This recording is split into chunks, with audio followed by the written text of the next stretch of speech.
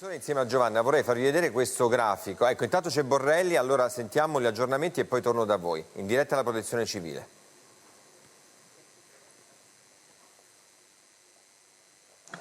Buonasera a tutti. Ringrazio il dottor Sergio Iavicoli, che è il direttore del Dipartimento Medicina, Epidemiologia e Igiene del Lavoro dell'INAIL.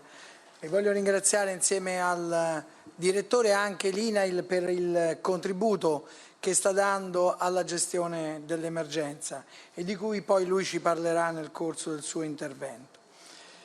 Partiamo con i dati di oggi. Ad oggi il totale delle persone attualmente positive è di 83.049, con un incremento di 2.477 pazienti rispetto a ieri.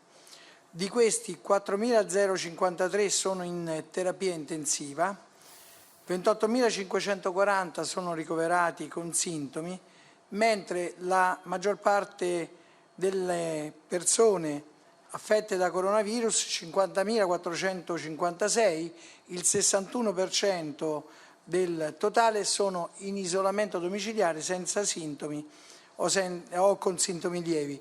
È da notare che questo numero è cresciuto anche percentualmente e quindi si riducono il numero degli ospedalizzati.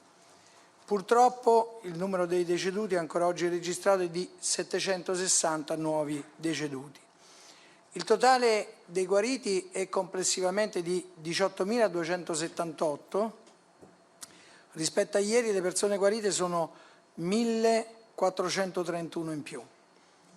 Per quanto riguarda l'attività della centrale...